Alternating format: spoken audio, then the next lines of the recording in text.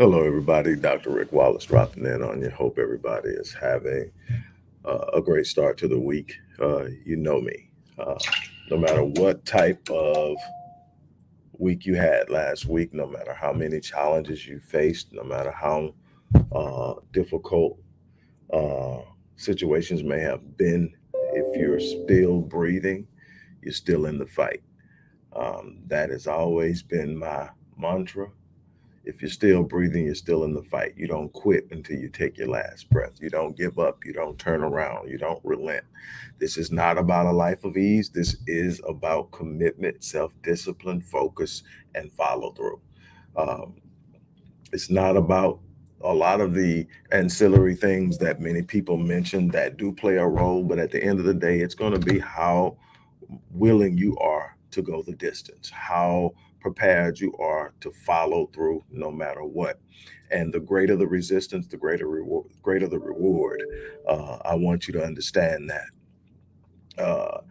I am actually streaming this on a couple of platforms that I probably normally would not streaming on, one of which would be the Black Voice. Sometimes I think I have something that I want the community on the Black Voice channel to partake of and share of, that's uh, more on an individual level than a collective level. But you have to be strong. Remember, we're only as strong as our weakest link. So everything is directly connected, whether you see it or not. And sometimes I just want to share with them what I'm sharing with others on different channels, with the different things that I do.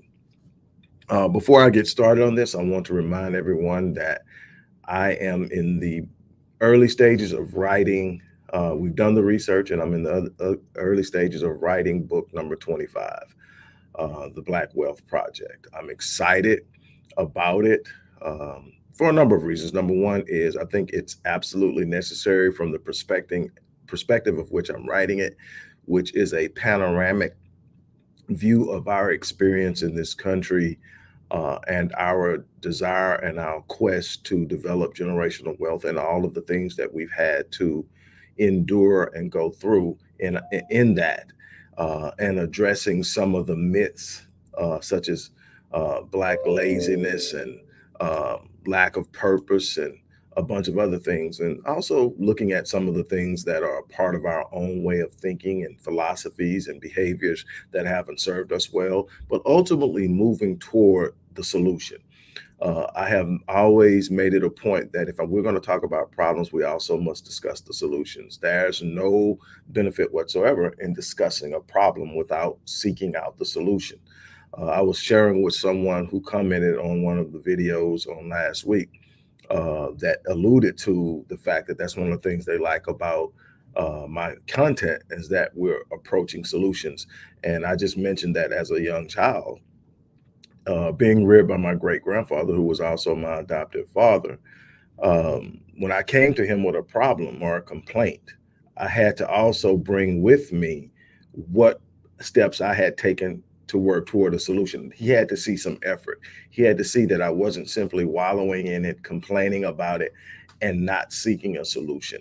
And that set the course of how I operate. There are going to be challenges in life. There are going to be difficulties. There are going to be struggles.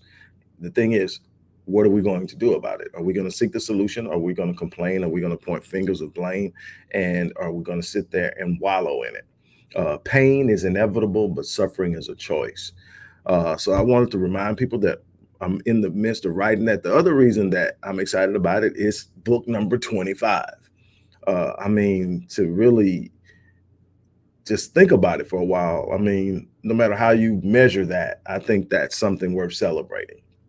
Well, anyway, I've created a sponsorship program for those who want to be a part of this project, to sponsor space in the book. And when you sponsor space in the book, you're able to have your name published in the book, along with a statement of appreciation, a statement that memorializes someone, a statement that celebrates something you've done.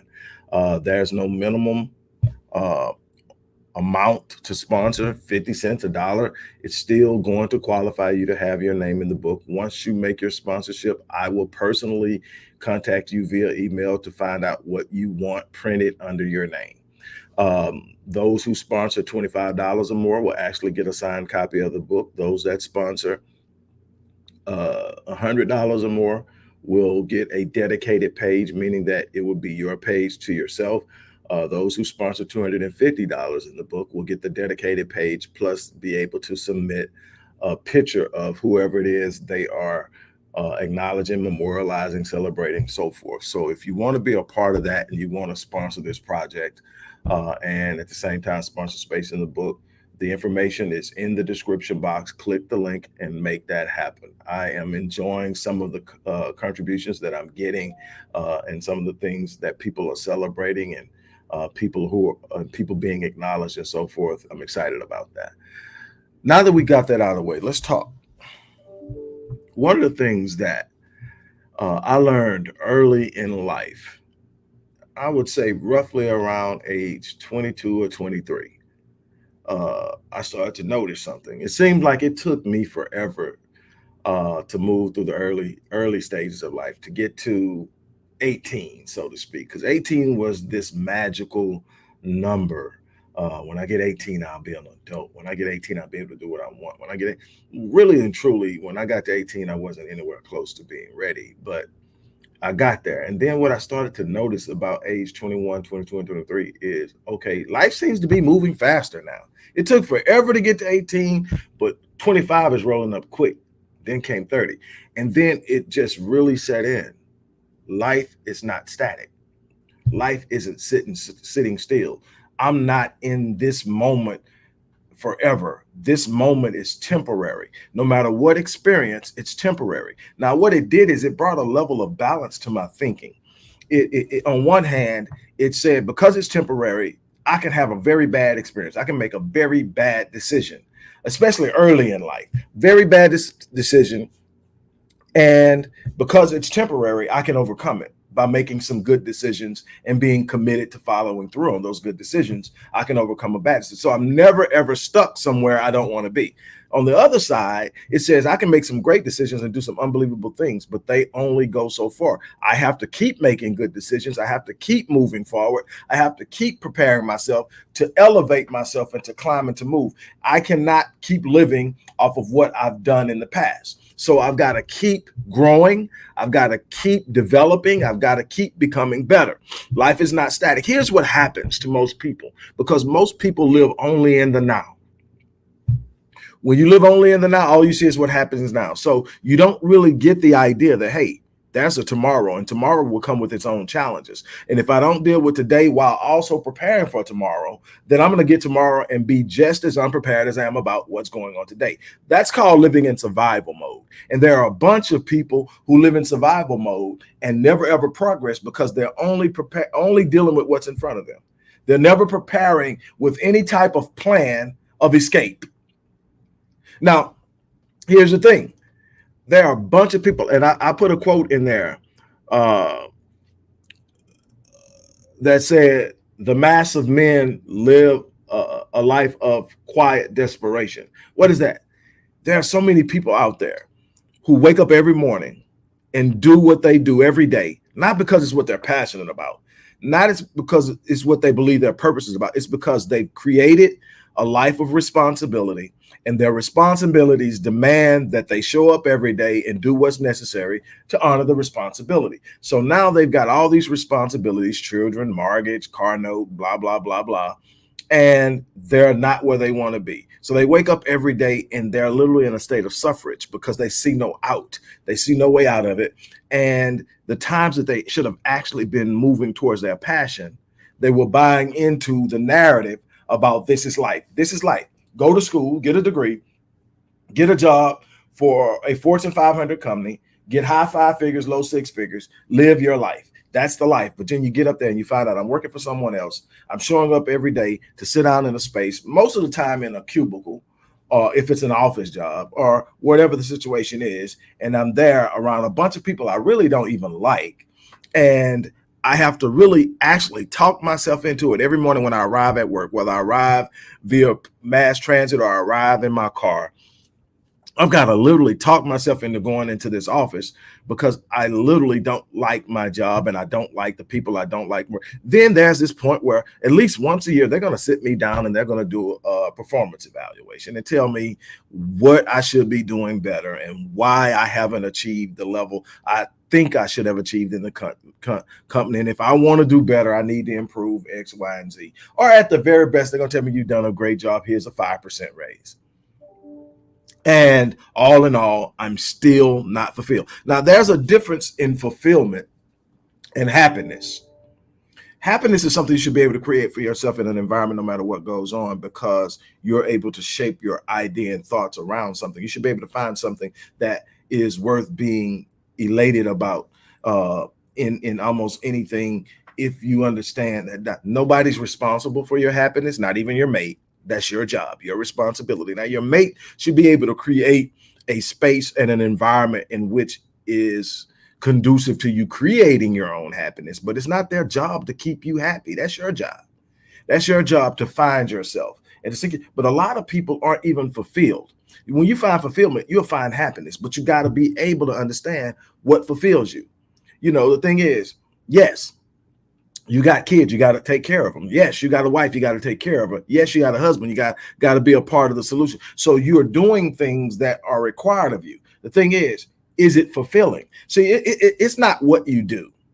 Now, if you're happy in the cubicle, you're literally waking up every morning, excited about going to work and sitting in your cubicle and doing whatever it is you do for your employer, and you get fulfillment out of it, I am happy for you because you found your space. And what happens is at some point in time, you're going to find out your value. But if you found your space, that's a good place to start, because at least you're doing something you're excited about doing. You wake up every day to do it. You would probably do it for free if you didn't have responsibilities. So you know you're in a good space. Now, eventually, you're going to start to realize, if I'm doing this for my boss and they're paying me this amount, what would happen if I start to actually do it for myself and I created an environment to where I could service people in my own space, my own way, with my own passion? I could actually probably do better than what I'm getting paid here and have a lot more control over my life, a lot more flexibility for my family, and so much more. But that's down the road. But the thing is, you're fulfilled. My problem isn't with people who are fulfilled. My problem is with the people who are waking up every day and going to jobs they hate. My job is people waking up in situations at home that they literally despise. I'm talking about people who know that there's something better out there for them, but have accepted that they should have went after it long time ago, and now it's too late. I'm talking to you specifically because now what happens when you're young and you don't have any responsibilities, before you get married, before you have children, before you got a mortgage, before you got all this other stuff, that's the time you start going after the passion. That's the time, because you don't have a whole lot of things that you have to do. So you can literally reduce yourself to the bare minimum to pursue something. But once you get to this point, how do you do it? Well, it's a little difficult, but it can be done. There's no time in your life that you are trapped. You got to understand that there's no time in your life that you are trapped. There's no time in your life that you are looking at something and saying, man, this is what it is. I done got stuck here. You know, I'm married. I got my wife. I got all this stuff. Or if you're a woman, you know, hey, I got all these kids. I got a husband that's dependent on me. I got whatever it is. You're a single mother, whatever it is, you're not trapped. Don't ever buy the idea that because you have but it's a lot more challenging, a lot more difficult to go after what fulfills you now, because you do have responsibilities, and those responsibilities don't go away. And very rarely will your responsibilities be set on the back burner while you do it. So you're going to have to find a way to do it while. So what does that mean? Well, if the whole thing that has you in a sort of cycle is this dead end job, and it could be a bunch of other things besides your job, but it says it's the dead end job. Okay, you got to have the job because the job pays the bills. But so, okay, you say you're on the job for 8 to 8.5 hours, 9 hours, whatever. Everything after you leave that job has to be focused on where you're going and what you plan on doing and your escape. You have to be planning your escape. You go through life, you read some of the stories about some of the greatest prison escapes. Most of those were planned for years before they were executed. just working on, planning on, whatever. It's no different than escaping the prison of your unfulfilling life. You're not going to sit up and say, one day, you know what, I'm tired of this, I'm just going to do something else. You could do that, but it wouldn't be responsible, it wouldn't be ethical, it wouldn't be moral, it wouldn't be the right way to do it. You got people depending on you. You still got to honor the responsibility of what you've created. But what you have to do is sit up and say, you know what, I refuse to let this be the story of my life. I refuse to let this be the narrative that is written about me. Forget letting someone else write my narrative. Forget giving someone else the pen to write my narrative. I'm going to start writing my own narrative. So what do I have to do? So when I get off from work, now I'm sitting down, I'm planning. Every waking moment that isn't at that job is built in me working and planning my way out of what I've created, the prison I've created for myself. So now I'm planning my escape. Every day I'm sitting up saying, okay, I'm going to do this. It's going to take this. I'm going to invest in this. I'm going to take this. That would have been my vacation, but I'm going to take it off my vacation and I'm going to invest it in this. I'm going to start this right here. I'm going to do this. And you're working around it. And you got to do something that most people don't want to talk about. Nobody. I find very few people who do what I do that honestly talk about this part of it. So I'm going to talk about it for them. You got to plan for failure. Oh, you're going to plan and you're going to start going and something's not going to go right. Something's going to go wrong. You're going to have some setbacks. I'm telling you right now that one of the biggest things that I'm able to do in my life right now is deal with failure. I got a plan. It's on the 10. Doesn't go through. What are you going to do? Whine, cry, roll over and kick and scream? No. Say, okay, that didn't work. Why didn't it work? What am I going to learn from this? See, failures are opportunities when you understand them. They're teaching moments. They allow you to discover things about yourself and about life and about the world that you didn't know. Now, what you can do is you can sit up and whine about it. You can complain about it. You can accept it as you not being good enough. And a lot of times failure is because at that moment, you're not good enough to do what you're trying to do. But this, again, life is a series of temporary experiences, meaning because I'm good enough, I'm not good enough now, does not mean I'm not going to be good enough a year from now. Not good enough 6 months from now, not good enough 5 years from now. It means that I've got to do better. I've got to learn. I've got to learn why I'm not good enough. Where could I improve? How can I improve? My growth has to be intentional. I have to literally sit down and look at it and say, okay, what's step one? Step one is always saying, if I want something, what does it take to have it? You've heard me say this. I mean, innumerable amount of times. Just leave it like that. You heard me say this. You don't get what you want in this life. You get what you are.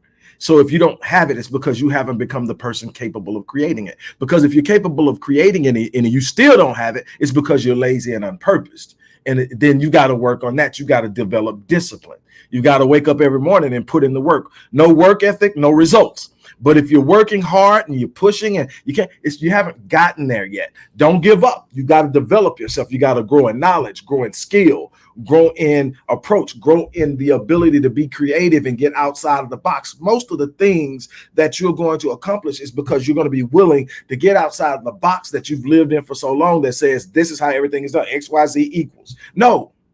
It doesn't have to. You got to get outside of the box. You got to think beyond what everybody else is thinking. If you want something more than what everybody else has, you got to be willing to do the things everybody else isn't willing to do. You've got to be willing to move beyond the boundaries of what has restricted you in the past. So again, here we are.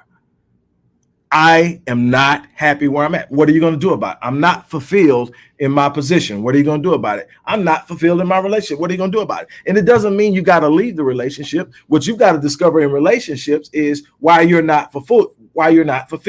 What is it about your relationship that isn't fulfilling? If it's something that can be changed, it's your responsibility to change it, because I can guarantee you, no matter where you're going, there's going to be something there that needs fixing. There's going to be something there that you have to work on. You're going to have to be ready to make some changes. You're going to have to be ready to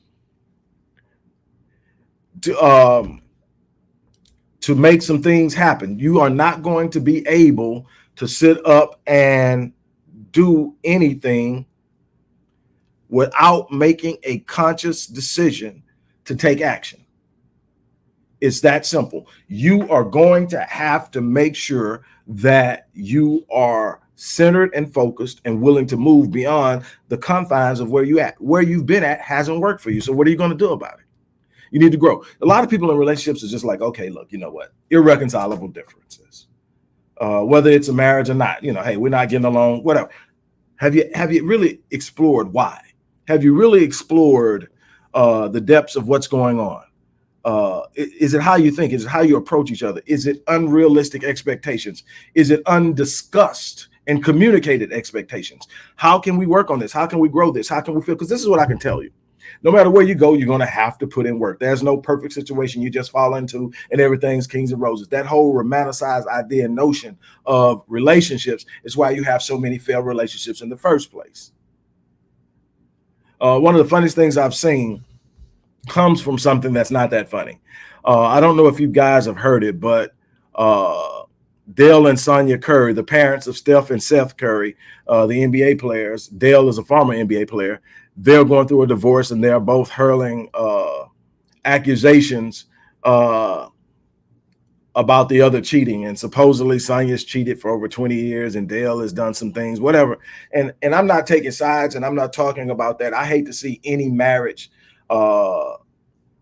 dissolve because marriage is such a powerful institution in the construction of the institution of family, which is imperative in expanding values, interests, and principles and growth in any particular spectrum. But what I found funny was someone's response to the fact that they were getting divorced. And I can't reread all of it. I'm not going to pull it up right now.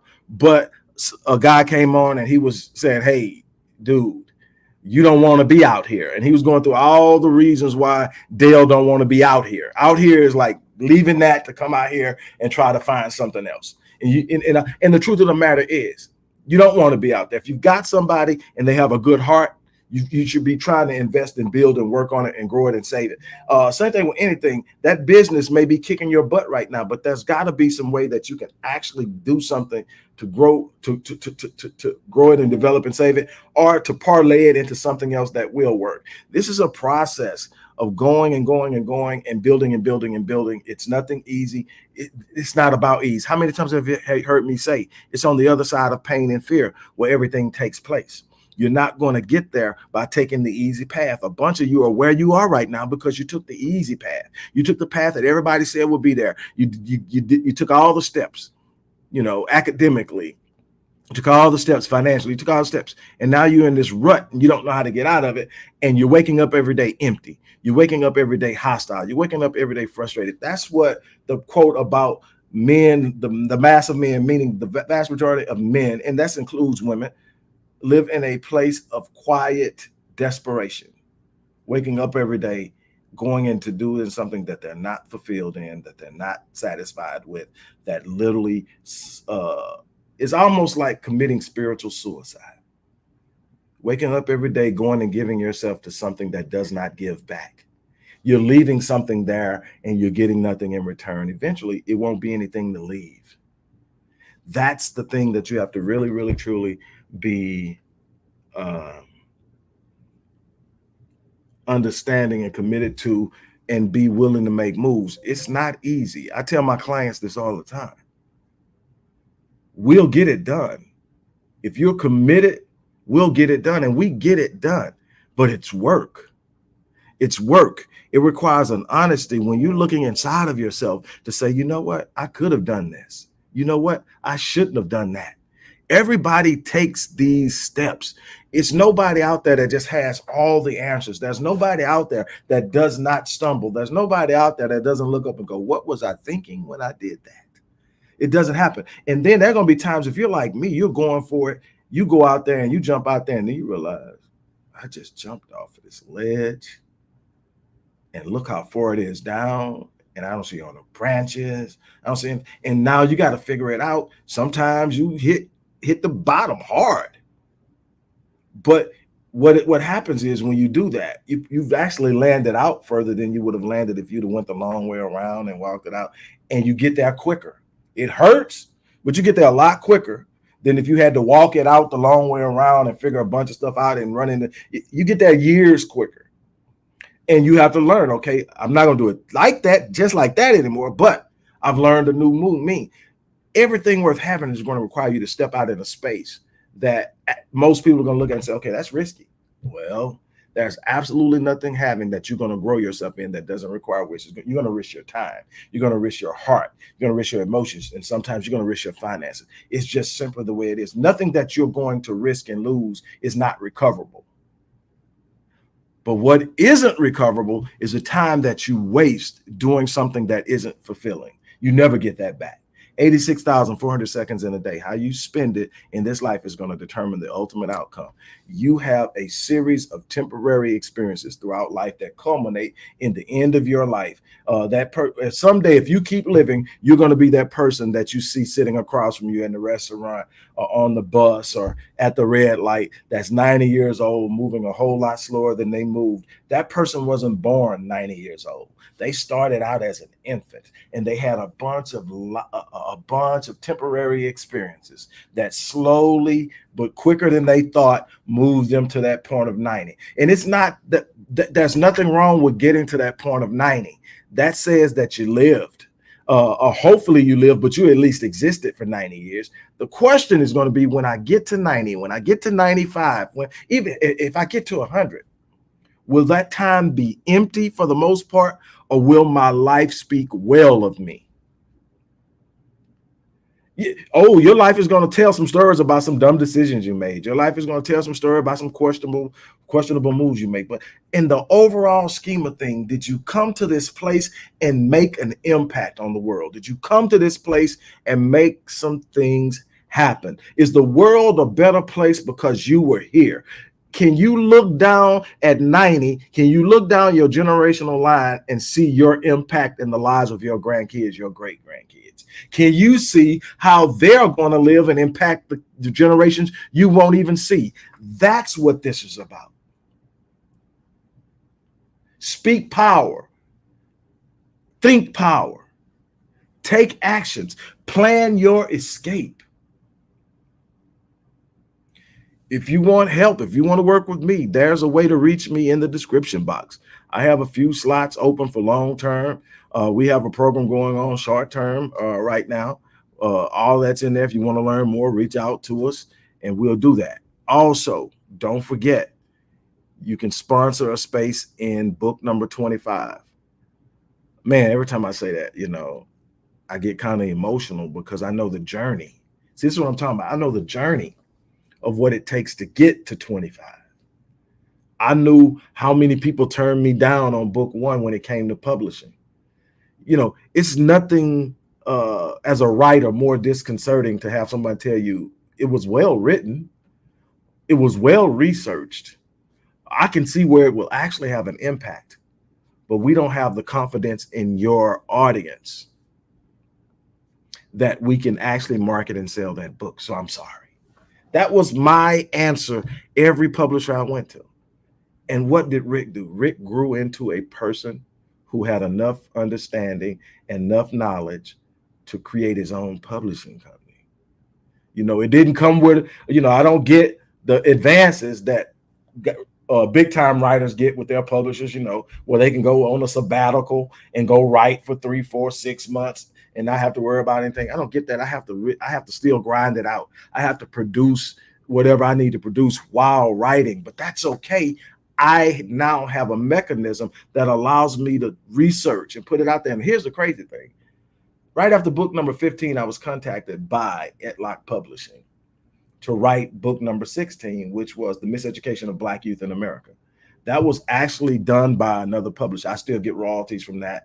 Book is still in publication, and we have a great relationship.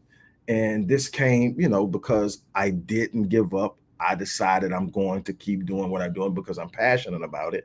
And here I'm now at book 25.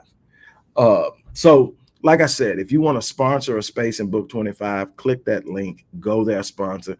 50 cents to 1,000 or whatever you want to do will open up you to sponsor in different ways. But everybody's going to get their name in the book. Everybody's going to be able to write a paragraph about who they want to celebrate, whether it's someone who is transitioned, whether it's someone they currently are connected to, whether it's themselves. That's the thing. So I just wanted to put that out there. You guys have an unbelievable day. I am going to get out and move on to the next thing. I have a long day ahead of me, but look, You've got to make a choice to plan and move and take action in your life. Nobody's going to do it for you. Nobody owes you anything. All the assistance you're going to get is going to come after you become committed enough to make moves. You're going to have to be committed enough to make moves, and then you'll start to see the door of providence move and open, and there comes these things that you couldn't even imagine happening. But it starts with you. You got to determine that it's change that you're going to create in your life. Look, on that note, I'm going to get out of here. As I always say, live your life. I live my life on full. So when I leave this place, I'm going to down E. And in doing so, I'm going to leave a legacy that I can be proud of. I challenge you to do the same thing. On that note, I'm out.